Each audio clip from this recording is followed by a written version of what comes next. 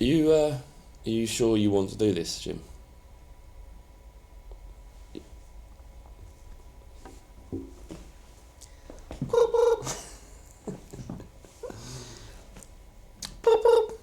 Hello. Hello there. Hello. It's me, Chris. Chris Eubank. Chris Smalling. Chris Smalling, it's my phone voice. People seem to make me the butt of their jokes. But it's not Chris Eubank. This is my actual voice that I use in the public domain. But I don't want to hear it. They said I've got a silly voice.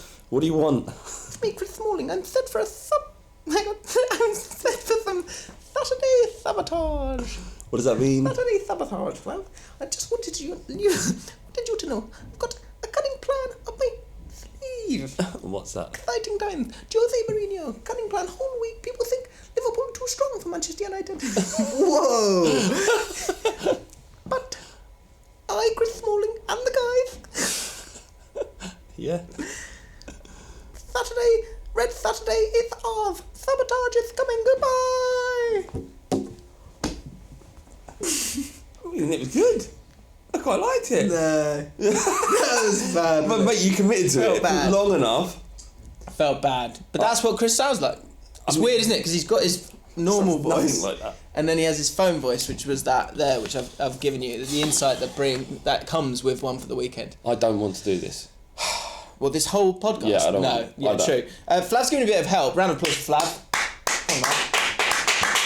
Flav's giving me a bit of help with the script this week. There's a bit down the bottom and it says Spurs versus Juventus reaction, and then it just says fuck. That's So all I could... stick around for that. But lots to talk about. It's Rivals Weekend, Flav. It is Seen indeed. that? Sky Sports drumming it up. Yeah, again. Rivals. Happy days. At least it isn't Red Monday. That was among the worst things I've ever seen. It's Dread Saturday. Dread. Do you get it? Because it sounds like red. It's a Sunday though, isn't it? We'll talk about Man United versus Liverpool, and then we've got all our other beautiful bits. Trivia. We've got Room 69. We've got Stat Nuggets. I love it. I want to hug it. It's Stat Nuggets. We've got... what else have we got? Those were the days. We're going to a new country to celebrate some of their best Premier League players. Yep. Soldiers lost in battle, and loads of other stuff that will meander. Anything about the games weekend?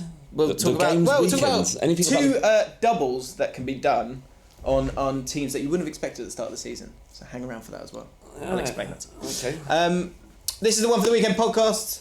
Thank you for joining us on YouTube on the Long Ball Street channel. If you're new, hit subscribe. Subscribe to us on iTunes as well. This podcast is brought to you by Fan League, building the world's #1 football community. We've got the One for the Weekend League. You can join that. All you got to do is click the link in the description. Add me as a friend, James Alcott, ALLCOTT, and I'll add you to the league. Add me as well.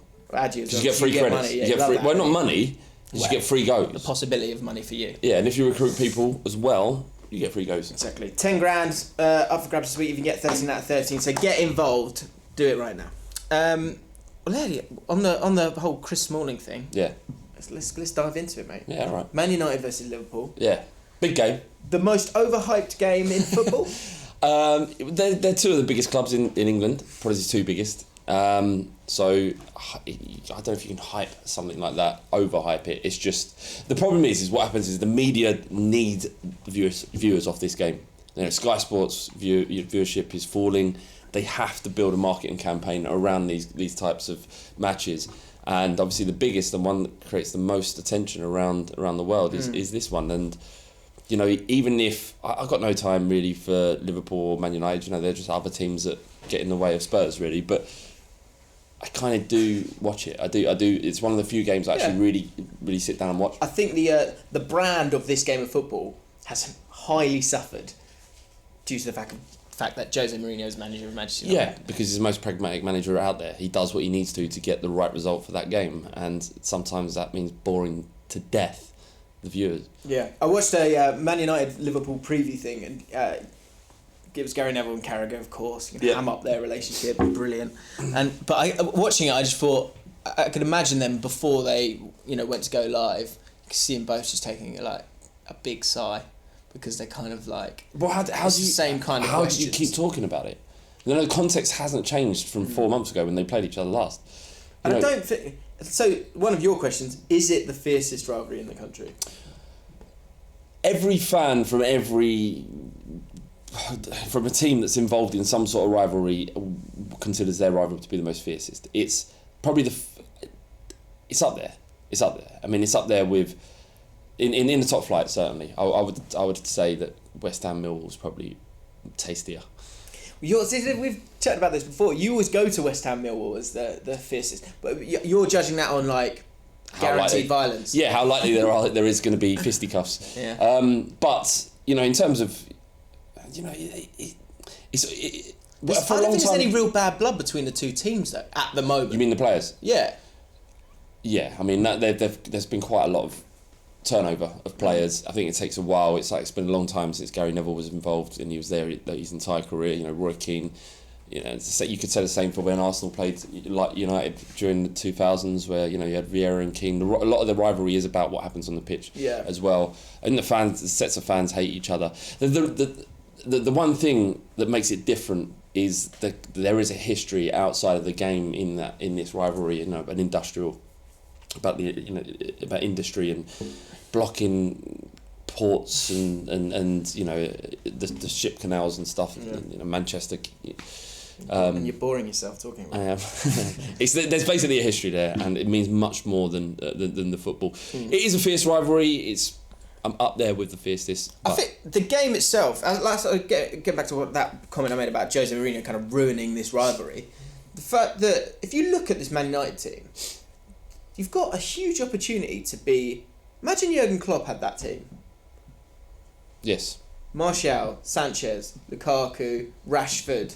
The amount of pace and power, Pogba, amount of pace and power that team has. Yes. That would be. Jurgen Klopp could do amazing things with that team, make them play in an exciting brand of football.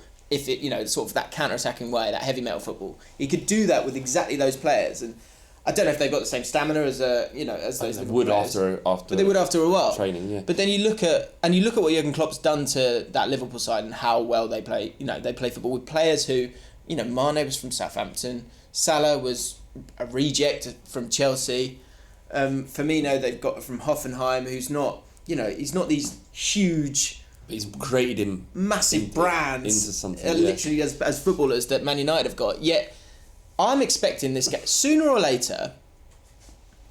Mourinho in these games against a Liverpool team that plays with such positivity. Sooner or later, he's going to get undone, and they're going to get pumped.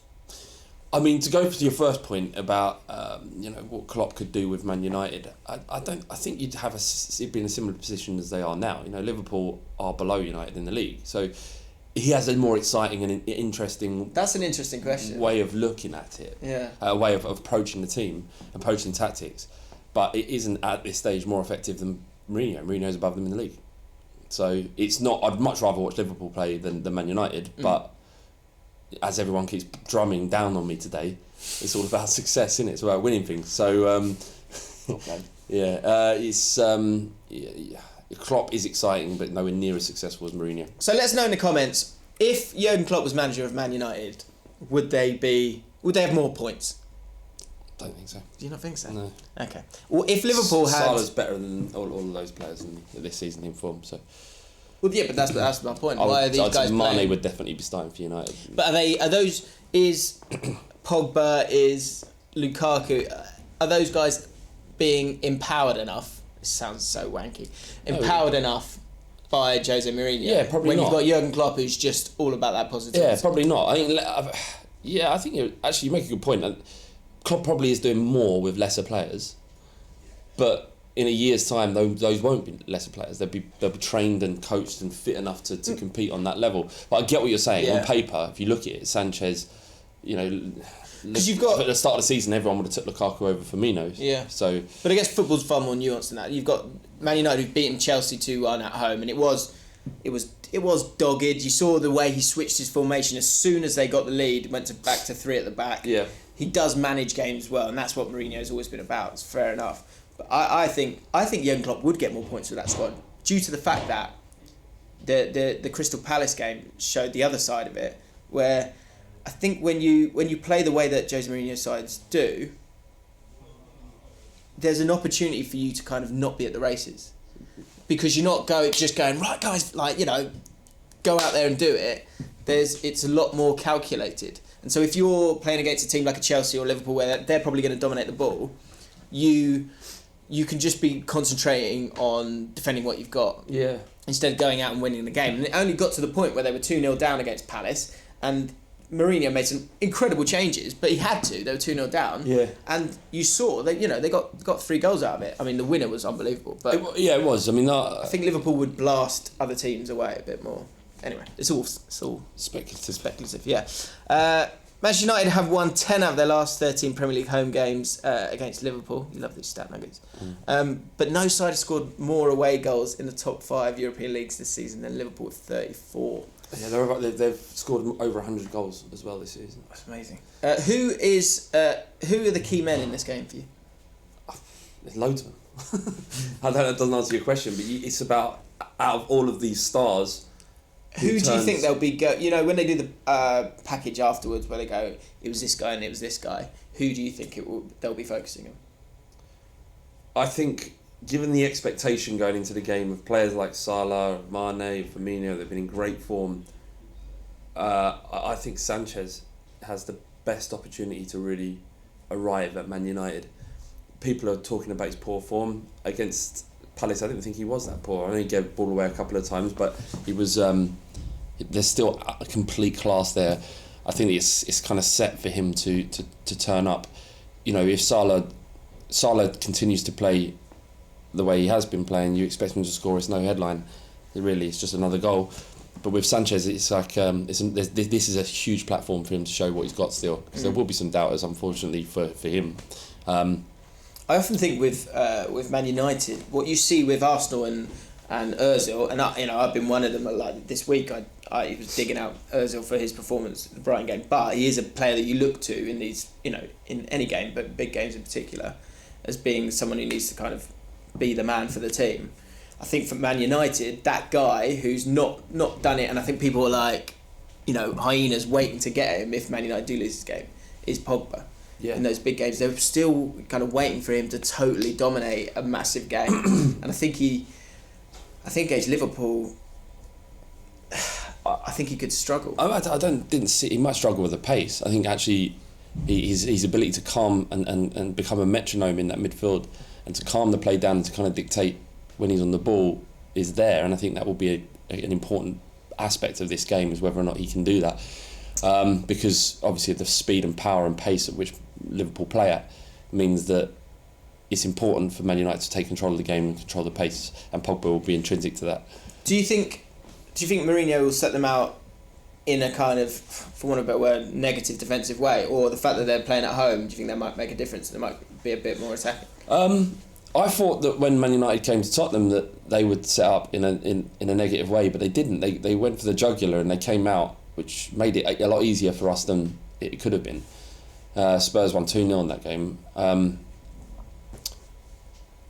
If I was him, I would definitely sit back. I'd make it frustrate Liverpool. They have had times this season where they've struggled to break down lesser defensive than Man United, and if they play Rashford or Martial, Sanchez, then they've got pace to break there. I think one of the one weak link will be Lukaku in this game. I think because he doesn't offer the dynamic and pacey attack or leading the line with pace and fluidity that he could become a bit of a passenger. But he was man of the match against Chelsea, wasn't he? He was, but Chelsea are a different outfit, and he's perfect for that kind of game.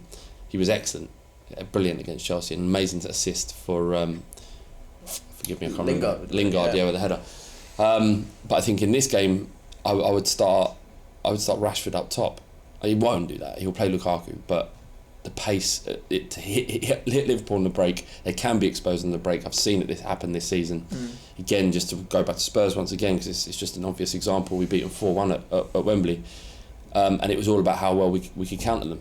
And because they commit so much forward, they're all about scoring goals. It's fascinating and fantastic football to watch, but that does make them vulnerable. All formations do have their vulnerabilities. Yeah. So I would play pace. I would go with pace rather than strength, and take Rashford up front. Okay. Yeah, that is the one thing I've been bashing Jose Mourinho and Man United a bit. The bottom line is, everything in my head thinks, right, this could be a big win for Liverpool, because I just see them as devastating, and I kind of see Man United as sluggish in the way that they play a lot of the time. I think methodical is a better word there. But time, and my head also says Mourinho time and time again, especially with, played on Monday, but they've had the rest of the week to concentrate on it. I know Liverpool played Porto and they're 5-0 up, so it looked like it was going to be easy and fine for them, so they could probably spend a little less time on it, but still it's a Champions League game that you need to see out, and they're playing as well. Is it a bigger advantage for Man United having not played but having the Champions League the next week, or is it or would you rather be Liverpool, who've maybe got less running in the legs, but they haven't got to worry about the game after? I don't think it's going to be a factor, really. I think if I had to prefer, then you'd prefer to have not had the game. Man United probably at a slight advantage there, if there is an advantage at all. I think Liverpool had won that game before going into it, that 5-0. They don't have to play at the intensity.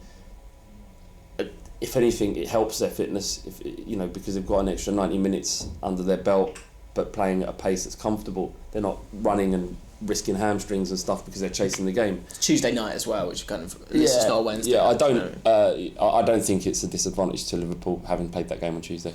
Okay. Trivia time. Oh yeah. Yeah. Trivia time. Last week we asked you which 4 players scored Premier League hat-tricks but were on the losing team. Oh yeah.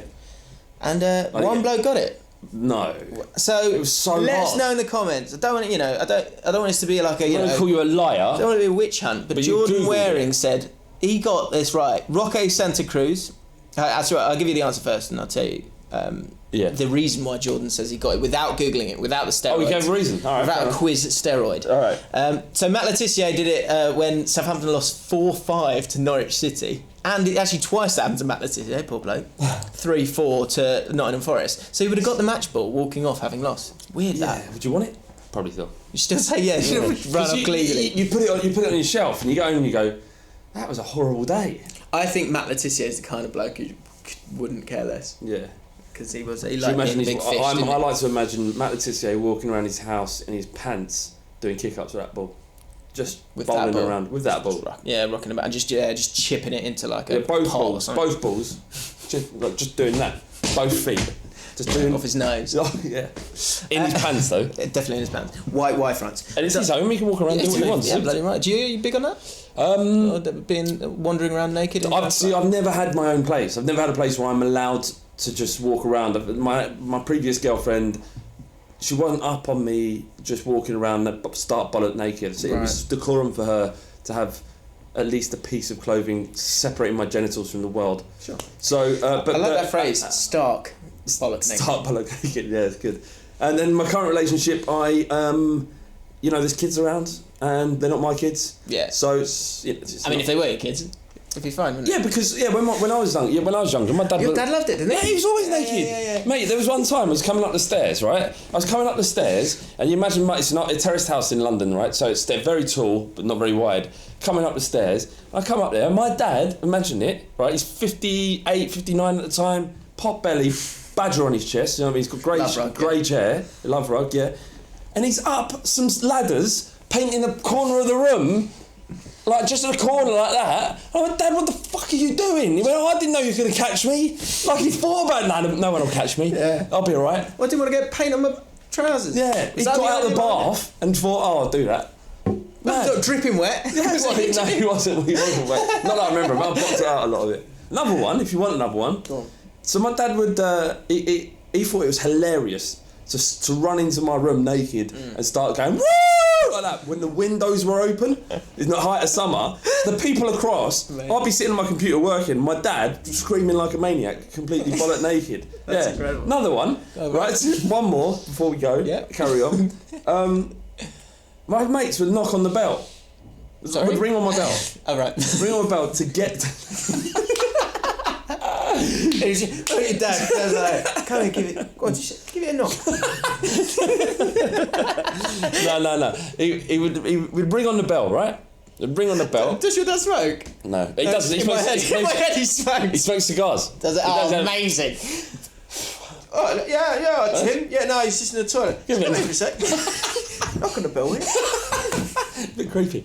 And yeah, my mates would bring it to go and play football. Like, I was 15, 16 at the time.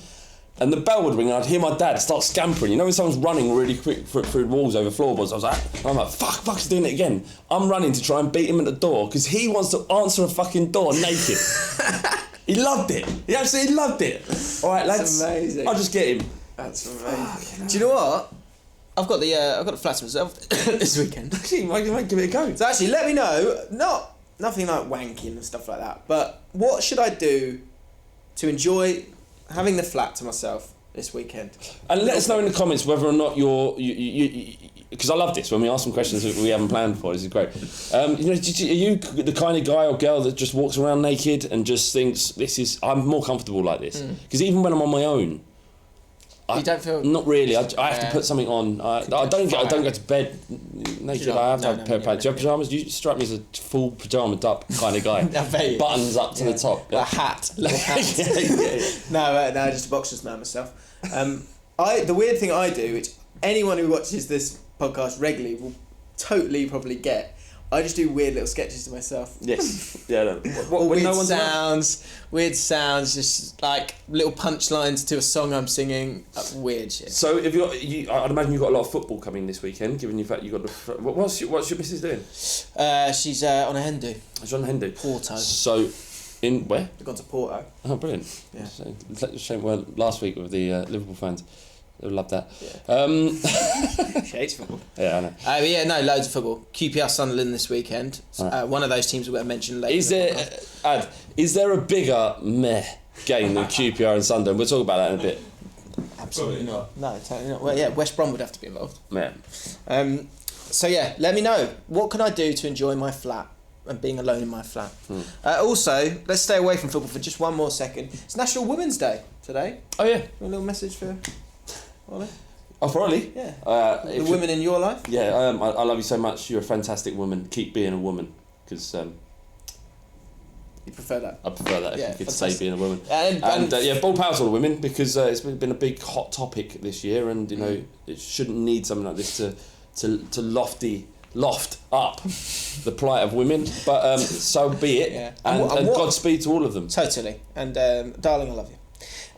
Also, a fitting day for it to be National Women's Day. Because Adam's back on the ones and twos. And any lovers of the Long Ball Street podcast. So if this podcast is on just a wide, and there hasn't been any cuts or anything, it's because Adam's on the ones and twos. Yeah, because it's on the ones and twos. Yeah, and Adam is women. Yeah. Do you know what I mean? Yeah. He's just big on it. Back to the trivia. Matt Letizia, Dion Dublin did it for Coventry City when they lost 4-3 to Sheffield Wednesday. Roque Santa Cruz, who a few people did get, Blackburn losing 3-5 to Wigan Athletic, and Dwight York for Aston Villa in a 4-3 defeat to Newcastle. Jordan Waring, let us know in the comments, did Jordan dope here? He's saying he's got them. He's then said his excuse was at one of the pub quiz nights I was at. Right. So if you think Jordan doped, you go Jordan Lovey the dope. You can spell that how you want. Jordan Lovey the dope. Right? If he didn't, then say Jordan no dope. In the comments. Great. And then we'll count them up next week. Whoever wins, if he Jordan Lovey the dope. Well, we'll have the results of the test. Yeah. And the doping test if if it turns out that you did dope, you lovey the dope, then we're gonna ban you from the channel. Difficult position for Jordan, because do you come out and go, hang on, no, I'm dope, honestly, because that can be spun and go, well, of course he'd say that. Yeah, so maybe it's difficult. You plan what you're going to do, Jordan, in the comments below. I'll be interested to see. At the moment, I feel like you've cheated. Dealing with that fire. First Bradley Wiggins, now you. This week, Flav's got a couple of questions here for you. Who got sent off for dissent in Manchester United's 3-0 win over Liverpool in 2008? And it's a double one this week. Another question for you. Who scored the dramatic equaliser as Liverpool came from 3-0 down to draw 3-3 in a Premier League classic in 1994? Good questions, Flav. Yeah. So you can deliver the answer. You haven't put the answer here. You'll deliver the answer next week. I don't know the answer. Just put it out there. What's the... Just, I don't know. Do you know what it was? It's not trivia, is it? No, because I found it. I found it on a website, which was one of them ones where, see how many you got right. See how many of these out of 10. And I got to the end expecting the answers, and it said you got 4 out of 10. It didn't tell me which were right. So I don't know what the answer was. I'm curious to know. Right. So do Flo a favour, and if you know the answer, you're helping us out. Instead of us providing entertainment and knowledge. Well, do you think that the people listening to this or watching it, do you think that they think... That's why they come back. So memories, and they come back for that and stat nuggets. No, I'm sure they do, right? Absolutely, they made it abundantly clear that they love stat nuggets. But do you think they think that we made this trivia up, or do you think they know that we just nicked it off the internet and put it on running order? Exactly. So don't worry about it. Just tell us what the answer is. Okay. Let's stay in this vein. I love it. I want to hug it. Stat nuggets. Right. Back, solidly back now. A few people still in the comments digging it out, but you know, that's your prerogative. So there are some giving it a go. Yeah, well, 1 or 2. Well, these are better than usual because they've come from yourself. Because they come from you. Yeah. If you've got high quality stat nuggets, then you know, put them in the back pocket of the YouTube channel, which is essentially the comments. Yeah. And we can read them out. So here's some stat nuggets from you guys. So Stevie P, thanks mate. Hashtag stat nugget. When Liverpool have been leading a league game at half-time at Anfield, they haven't gone on to lose since December 13th of December 2009. In a 2-1 defeat to Arsenal. That is incredible. That is incredible. That's almost 9 years since Liverpool last lost a league game at Anfield. They've been winning at half-time. That's incredible. That is incredible. Because they haven't been brilliant during that time. There's been times when they've been decent. And, yeah. You know, certainly in the last couple of years they've been very good. But that's an incredible stat. Does that shows you how much home advantage is? Yeah. What a real thing is. That. Does that show that the fans don't get complacent? They continue to roar their team on, because other teams would be like, well, I want to like that. Don't worry about it. But now hearing this stat nugget, Liverpool fans, be careful, because your standards. What I would say actually about my observation about Anfield is that they do like getting involved, don't they? They do like a dubious 50 or a 50-50 challenge. Yeah. It's outrage. Yeah. So I mean, and you know, I look at it and it irritates me, but it's obviously working. Can give you the edge. Who cares whether it irritates me? You crack on. Totally. Stat nuggets coming from someone else who Flav didn't put the name down. Bale, only player to get a goal, assist, own goal, and yellow card in one game. That's true. Don't know what game it is. Stevie. That was Stevie P. Oh, that was Stevie P. I don't know who sent the first one. And 2 more. Balotelli's only ever Premier League assist was to Aguero. Which I was at that game. No. And it's finally, not very good, that one. No, you're not happy. It's boring. Manchester United versus Liverpool. Romelu Lukaku has scored 99 Premier League goals. If he gets another one this week, and in Red Saturday, is that what they're calling it? Is it Sunday though? It's Saturday morning. Is it? Yeah. He'll be the 5th youngest player to reach 100 and the 2nd to reach the milestone against Liverpool after Harry Kane earlier this season. That kind of stat nugget, that reeks of one of the stat nuggets that you don't like. Yes. Why? So what? Because it's just too tenuous. Hasn't even happened. Yeah. It's a stat that hasn't even happened yet. It's stat nuggets. This isn't a stat. Could be one on Saturday. Yeah, and it's tenuous, and it's not even like the first guy to do it. Yeah, it's the 5th. Complete waste of time, but I found that and put it out in running order. So. Still to come, soldiers lost in battle. Those were the days. I nearly gave it away. A country's greatest Premier League players and Flames questions. Oh, and we're talking about Spurs versus. Did we get questions? You lot. I got one. Well, one question. Yeah, people are not really keen on Flames advice. It's Twitter. I think the thing is when Twitter, there isn't a lot of people that have kind of bought into this. Everyone who watches it on YouTube, there's a good cluster. I'd say a collection of YouTube viewers. Right. Have bought into One for the Weekend. What we're trying to do here. Yeah, what this is about. Flames is about. So you put your questions in the comments. We'll have a look. We'll read all the comments every single week, genuinely, and we'll give you answers to whatever questions they are within the realms of branded content. Nice. 2 doubles on the cards this week. Two doubles that you weren't expecting at the start of the season. Chelsea playing Crystal Palace this weekend. Crystal Palace, of course. Well, we'll get into that in a second. And also Arsenal are playing Watford. So two big moments in the season, really. So one, Palace versus Chelsea. Palace hadn't won a single game at this point of the season. Remember? Yep. Our very own Rory Jennings. Yes. God bless him. Not a Roy Hodgson fan. Stood just 5 yards away and said there is absolutely no way Roy Hodgson and Crystal Palace will win this game. Yeah. Tore them apart. What happens, Lav? We gave 5 reasons why Roy Hodgson wouldn't. Yeah. Palace won. Palace won that game of football. That's why football is wonderful. And the other one, Arsenal versus Watford, when famously Troy Deeney claimed that Arsenal had no cojones. Yeah. The Google trend search of cojones went through the roof that day, went down, and will probably never reach such heights ever again. Yeah, so 2 opportunities for doubles. I always struggle to find a true representation, a tangible representation of sort of words that don't really mean much. They're intangible words. Right. So Arsenal don't have cojones. Like, it's like, well, what does it mean? What does it mean? It doesn't mean anything. But over the season, I can understand what he means now. So this has been a season-long educational process for me, right. And now I know what it means for a team not to have cojones. Okay, it was before his time. You're saying Troy was with that cojones. He's just more intelligent than I am. Right. He understands football with greater detail. And what also comes with these two, surprise is doing the double, isn't it? When you win both games, home and away. Yeah, they do the double over them. Is there the opportunity for meltdown for Chelsea and Arsenal this weekend? Both teams having a bit of a wobble. Yeah, they're outside the top 4. Both outside the top 4, yeah. And Chelsea lost 2 on the bounce. Arsenal have lost 4 on the bounce.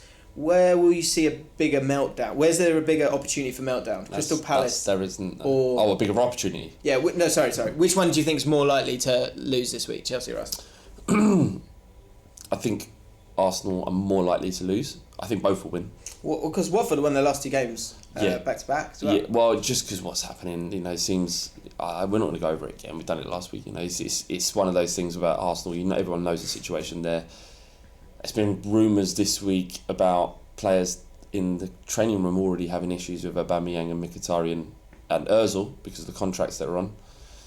They're not performance-based contracts as far as the reports go. They're on a basic wage of huge money, whereas and there doesn't seem that perhaps they have the gumption and energy and will to turn this around. I think it takes much more than those than a couple of players to turn their form around. There's a lot of problems at Arsenal. I think it stems from Arsene Wenger, and because of all that, Watford are they're kind of been under who's the name manager? Garcia. Yeah. He's kind of galvanised them somewhat because Silva, they were all over the place under Silva. Yeah. He's got the bounce. And it is what it is. But I think Arsenal will beat them at the Emirates. I think it will be a quite a convincing 2 or 3-0. The weird part of it for me as a neutral, which Arsenal fans won't be happy about me saying, is I kind of weirdly want to know how excruciating can it get. Did they lose 10 on the bounce? Well, what happens then? What is this? What's like? It's fascinating. This world that we're in right now of Arsenal is odd, right? Yeah. It's weird. We never could have predicted it. I still can't see what that world's like if they lose 10 on the trot. What is it like? No, it's just people's heads just going blowing off. I'd imagine only Derby. I don't even if they lost 10 on the bounce. I mean, we're not such really. No, it won't happen. Of course it won't happen. I think I'd love Arsene Wenger to stay for another season at Arsenal. It would be hilarious. It'd be just for entertainment's sake, it would be great. Can you imagine if you say, "I'm not leaving"? It's like the the meme that goes around on the internet. I'm not fucking leaving. He just walks into the training room going like that. I'm always like when his comments come out and go, I'm always thinking, what's he going to say now? Yeah. And then he goes, he's saying weird stuff now as well. He always keeps going, but I've got the desire and the experience to, and it's getting more and more tenuous, like what the aspects of the why he should stay. He's already said he's staying to the end of his contract, so it means he has to be sacked, which means the form has to drop off a cliff, and it's already free falling. Do you think Gazidis? Do you think on a Monday after each defeat, Gazidis comes and goes into Wenger's office and he comes in and Should we do this? Do you want to do it as a phone call? Give him a bonus phone call. Can we do it ad-libbed? Yeah. Just do it as a phone call. Yeah. I'll be Wenger. Okay, you Wenger. So he goes into his office. Oh, right, I thought we'd do a phone call. Oh no, he comes into the office and Gazidis just goes, hello? I'm thinking, what I think Wenger will do is Wenger will just go, no. And he goes, he just goes off again. That's what I think is happening. Like after Brighton, he's going, shh. It's like other side of the door, isn't he? Surely now. Surely now. No, he'll be... So yeah, just... Yeah, line him up. Yeah, honestly. Just don't tell him... It has to happen this It's time. got you. No. I don't know. He must have some stuff on Gazidis because that's the only thing I can think of. I actually, though, deep down, I hope Arsenal's form turns around a little bit. Just enough. Just enough to keep him in. Chelsea Crystal Palace, I think that's the one where there could be the surprise this week. Just because Chelsea have got Barcelona next week. Huge game for them. And I think... sorry, I am quite curious to see what Steve Bold would do in interim manager. Imagine just like flying, just free flying football. Steve Bold gets the job. Yeah. God. Turns out Rob Holding was a striker all along. Put him up there. And Palace could become only the second away team to win 3 consecutive Premier League matches at Stamford Bridge. They lost the last 2, have they? Yeah. After who were the others? Blackburn Rovers. Blackburn Rovers? Second. Yeah, 93-4 to 95-96. But yeah, I think for Chelsea it's a weird one because the real excitement is the Champions League for them, and they are in a position where they could do something, but they really need top 4. And this weekend you get a win, they don't. That's kind of it, isn't it? It's 5 points. That'll be 8. It's a lot. Eight's a huge amount. Yeah. And as I've said, the top 6 are so far beyond the rest of the league because many reasons that 8 points is a huge amount at this stage.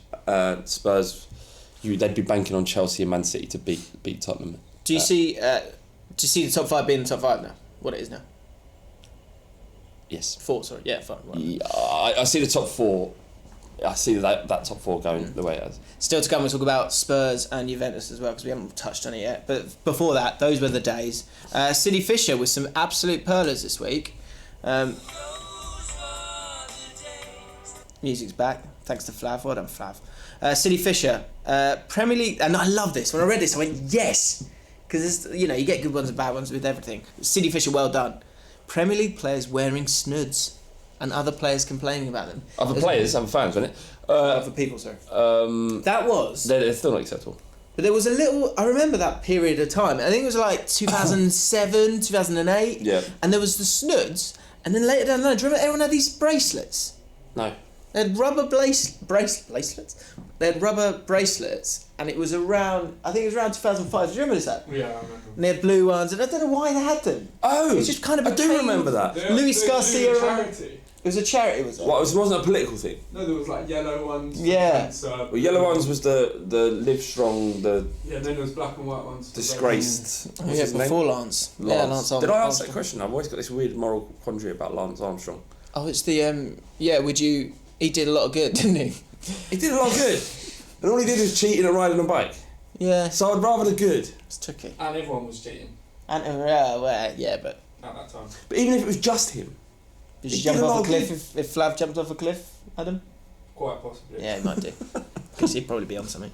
Well, so when it says, the bracelets, well, that's what triggered that in me. 90s football, passion and affinity to the little dig here from City. 90s football passion and an affinity to the players with the fear of getting beaten up, but before it became a spectator sport. Oh, sorry, that's Rory saying that. Yeah. Rory's dropped one in there. Rory the dropped 2. fear of getting beaten up. On the pitch or off the pitch? Off it. All right, I lovely. think that what I might have miswrote what he said. I think what he said was that the 90s were great because the fear of hooliganism had kind of gone, Right. but it was still quite a working class grassroots game. Right, edgy. You were Felt related to edgy. the players on the pitch. And I've got to be saying, I'm almost at the same age as Rory, and the 90s were my fondest. But I think everybody goes through that period when they're young, and you look back at it with rose-tinted glasses. But the 90s that was my era when I absolutely adored football. Yeah, but I'm always wary of that as well. Spurs are Because like everyone, whoever's, if that's your childhood, then that's normally like. Yeah. That's why I've got those were the days. Do you know what I mean? Exactly. Yeah. Final one. This is an interesting one. Phoneless football. Do you want to explain this one? That was Rory as well. Was that Rory? I think you're one of two people, aren't you? You either you think vloggers are dickheads, and going to football and videoing yourself is embarrassing, or you think just let them get on with it, or you like it. So you're one of 3 people. Right. I just let them get on with it. I don't mind either way really. I wouldn't do it, but whatever.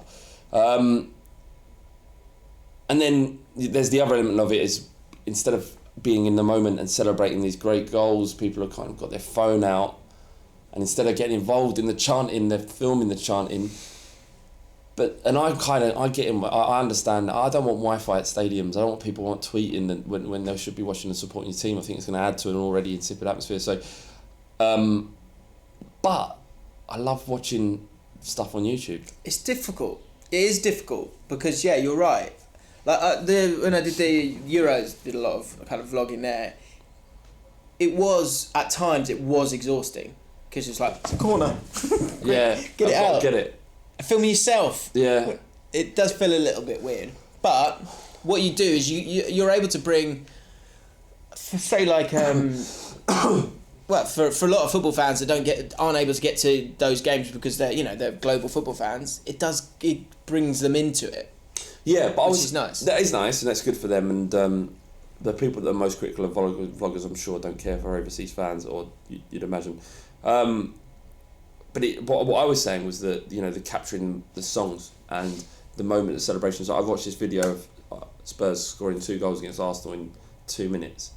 Bale and Lennon, or it was maybe 3 minutes, and the guy's video catches both goals and all the celebration around it, and he holds it so still that you can see everything. But for that moment, I would have thrown my phone. Do you know what I mean? It's a weird one. I love that video, but I wouldn't want to be the guy filming it. And I think the wider aspect with football and phones is the ability for everyone to have an opinion as well. Before, I think you're still kind of constructing bubbles because you like who you like, and you can block who you don't like. But when I was younger, driving home, you had BBC London, which we're talking about QPR. You had my opinion. You had my dad's opinion, and you had had the guys around us, the general feeling at the time of those different bits. The true sort of deep feelings on the manager or whatever, it was me and him, and the report from Tony Incenzo. Yeah. It wasn't like... It was Tony Incenzo. He's still going, Tony Incenzo. He's been to he goes to so many games. Anyway. And you've got a kind of wider bubble now of everyone that gets their opportunity, and there's good bits and bad bits about that, but I do think the ability for people to organise, again, there's good bits and bad bits of it, but I think that does lead to instability with football clubs because managers are... When you're pissed off, you're louder often, and when you're pissed off, people tweet more. Yeah. And so it brings that side of it, that extreme side of it, across more. I think it's taken away some of what was pure and innocent about football. It was a bit of ignorance is sometimes a good thing. It was a lot easier to enjoy when there wasn't so horrendous views being given all over Twitter at the minute your team loses a single game of football or goes 1-0 down. The game was easier to enjoy back in the day. But look, it is. But there's also there are football podcasts that I love now, and there's there are football YouTube channels that I really love. I like hearing opinions of people that I like, and it is your choice to listen to one or not listen to one. There are people who do their fan experiences. Some I watch because I do actually want to see them be happy or sad or whatever, or I want to hear their opinion on stuff or their reaction to stuff. Like there's a lot of people in the Bull Street Network that I really enjoy watching. If they've lost a game, I want to know what Nicky from I watch West Ham Fan TV a lot. I really enjoy it. I really like hearing what those fans have got to say, and I think Nicky and Ryan and the guys, I think they're brilliant. So there are, and I wouldn't have that as well. So it's it is. I think the key arguments about the match day experience and whatnot, rather than the issue. But there you go. Do we want to go Premier League players? Have a bit of fun with that, or do you want to do Soldiers Lost in Battle? Let's do Soldiers Lost in Battle. Okay. Let's do one. We're doing one. One. We've got 3. A quick shout out actually to please don't tell me I haven't put his name down. Oh my god. I haven't. You haven't. Shit. Alright, look, I'm going to give you a shout out next week, which I'll probably forget, so you probably will never get the recognition you deserve for this, but he wrote a ginormous long story, which we can't read because it's too long, about something that happened to him in Thailand. right? So, and I'll go on. Well, I was just going to think, so look, I tell you what, we'll leave it to you guys. If this video can get like, I don't know, a certain amount of likes, hit the like button now if you want to hear this whole story. It's going to be really long, so it's an opportunity for you to either go, no, I don't, or I do. But I'm if you sure do they want it, will. then hit like. But it is long. It's it good? long and it's a bit bleak in places. You know, I imagine he searched his soul a lot during these experiences.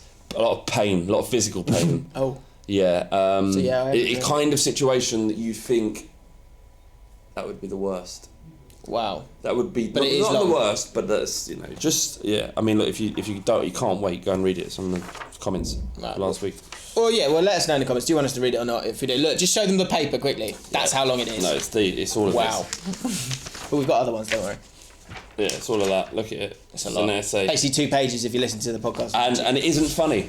It's just dark. heavy. Wow. Yes. Okay. Anyway, well, we're not. Yeah, that's why we've spoken about it so much, because we're not going to talk But about it. he is chipper at the end, is all I say. Oh, lovely. So there's not a dark end. Okay. This is Soldiers Lost in Battle. Sharing is caring, so keep sharing in the comments your difficult stories as a football fan. Here we go.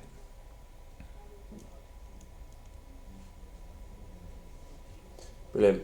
Oh, it's there. It's on its way. Just takes a second to get going. Right. Okay. First one comes from Brown Ninja 775. What's music is this? It's not.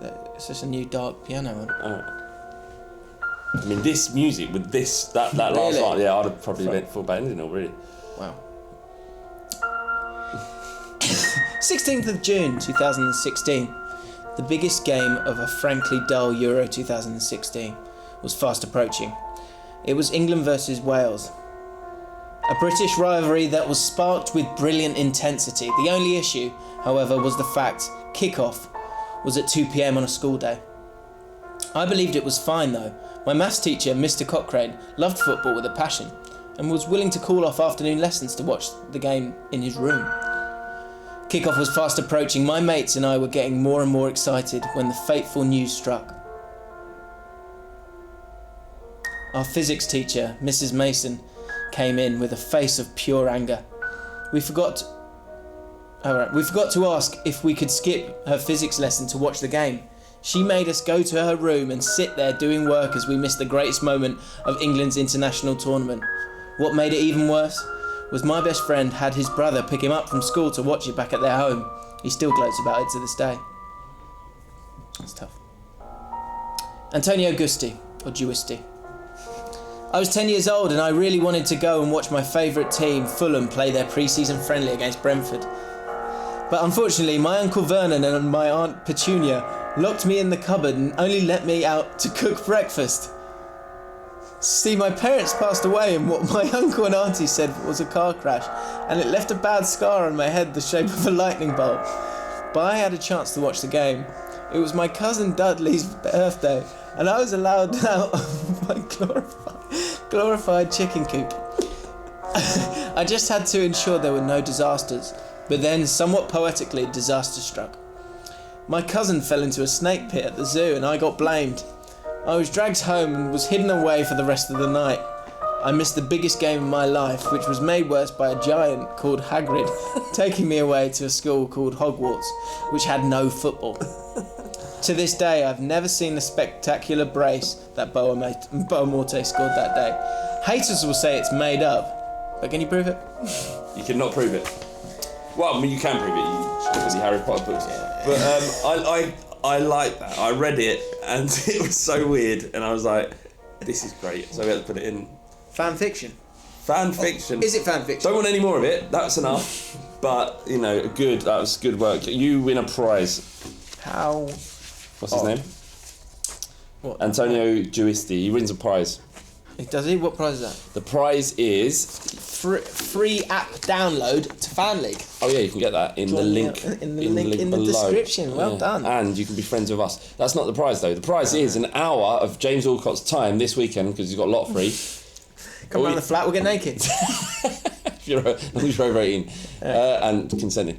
You can just what you do. Message in the comments below, Antonio, what you want to do for an hour with James. And then we'll do it. Fuck it now. So let us know what it is. Give me anything you like. Okay. Let's take a look at some of the greatest US players that the Premier League has ever seen. I know that there's this thing, right? La, la, la, la, la, la, la. Last week we brought you South Africans' greatest players, some crackers in there, Aaron Mokoena, just to name one. But we found an article that's got some of the best USA players. Let us know your favourite Premier League USA players, and we could have a chat about them in the comments. That'd be great fun, wouldn't it? Kick it off with Brad Friedel. What a player he was. Great career, established himself at Blackburn, struggled at Liverpool initially, went to Blackburn, and he was at Spurs as well. For ages. He went bankrupt. Did he? Lovely. Who was your favourite USA player? Paul Dempsey. Paul Dempsey. Sorry, I think what you're trying to say is Clint Dempsey, who's at Fulham. Not just one all-star, shall we say, a USA all-star, who graced the Premier League. You had Brian McBride as well. Alexi Lalas. Never played in the Premier League, that's wrong. You're thinking of Roy Wegley. Who cares? And, of course, Carlos Bocanegra. He had a great time. Roy Wegley, that takes him back. Roy Wegley was there. Kobe Jones, remember him? Aston Villa? He was at Coventry City. Coventry City, yeah. Dreadlocks, a bit older. Tim Howard. Americans good with the goalkeepers, aren't they? It seems that way. Brad Friedel. They do a lot with their hands, don't they? Jurgen Sommer, QPR. Running out now. Brian McBride. Casey Keller, another goalkeeper there. Lots of great Americans down the years. Who do you think was the best American player? Claudio Reyna. Really? Man City was good. Claudio Reyna, I always remember watching him get out there on the football pitch, and I remember thinking, his head is huge. Yeah. Massive nut. Oh, you tell you who else had a big head? Richard Edgehill. Richard Edgehill. Edgehill. So I know you've got this thing where you come up with really these little bits for the podcast. They're all bad. Yeah, they're all bad. Apart from Soldiers Lost in Battle, that's good. But the rest are terrible, How right? dare you? They are. They're bad. dare you? I hate them all. All right. Okay, here's a bit for you. Tottenham versus Juventus. How did that fucking go? Touche. Bad. I mean, it was good. That's why it was bad. It was good, but it was so bad. Yeah. We didn't deserve to go out, James. It's not fair. It's not fair. Spurs. Yeah. Success. Can't do it. Can't do it. Digging out my bits. There you. Yeah. What went wrong? What went wrong? Everything, really. You know, So actually, from going from that and go for my questions from Flame, one that stood out for me, Chris Pajak at Mr. Blood Red. When are Spurs not going to bottle it? Who gives a shit what he has to say? What's he got to do with anything? You're low on cojones. That's your Listen. There's like the bottling it thing. It's become a joke now, isn't it? Yeah. Spurs bottling it, right? But one team can win it, so everyone else is bottlers. One team can win it. Yeah, but One team can win the league. Yeah, but the other team seems to win it on occasion. What? Who? Name a team. Arsenal. Exactly. The game itself, we over the two legs, we were better. We had way more opportunities. We weren't clinical enough. They were clinical. They are one of the best teams in Europe. I don't think losing to them is any disgrace. It'd been great if we got Porto. I loved Porto. Yeah, that would have been last 16. That would have been easier, wouldn't it? Yeah. I am supporting Juventus a bit now. Buffon, Chiellini like is those guys. insane. He is so good. He was head and shoulders man of the match yesterday.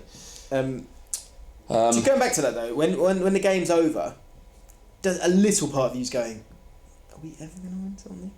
I didn't think we were going to win. Who thought we were going to win the Champions League? I don't know, but it's got to, when you play that well. If we get knocked and out, you don't succeed. If we, I think the FA Cup's a more realistic aim.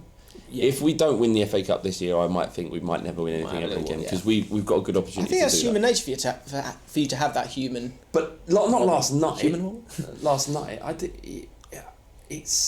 they're knockout stages. There's 16 teams left. We don't even have a 1 in 16. You know what I mean? It's difficult. It's really hard. I can't look. We had a great campaign. We beat Dortmund last night. To be fair, we beat Real Madrid. We should have gone through. It didn't. I'm not one of these fans going to lose my head over it. You know, the others might scream down a camera lens. Leave it. Don't do that. Come on. Sorry. What does Obama say? When people go low, you go high. Yes. That's Obama saying it. Yeah, all right, okay. All right. Well, then I'm moving on. I'm looking forward to Bournemouth. Yeah. This will cheer you up. Finish off the podcast with this. Room 69. Who should give up on life? I think it's not give up on life. It's just go away. I don't ask them to give up on life. They can go away. Just keep away from everything. Right. Just stay. Enjoy family time. Yeah. Take the dog for a walk. So last week it was Allardyce, wasn't it? Who that would have been. Like Championship manager, it would be good if he'd kind of gone on holiday last week. Yeah. Because he's got a bit of a temper, isn't he? It seems. Yeah. Who goes into room 69 this week? Sunderland.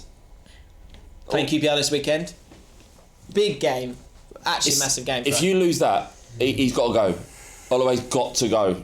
If you lose that, hasn't he? 100%. Absolutely not. He's got to go. Our squad has no Premier League experience. So I'm going to change my Ian Holloway. He should go to room 69. No. He's not doing anyone any good. No, vetoing this. He's not helping anybody. No. He's making your life... You know, actually, what's weird about this? He's not only making your life, weird, worse.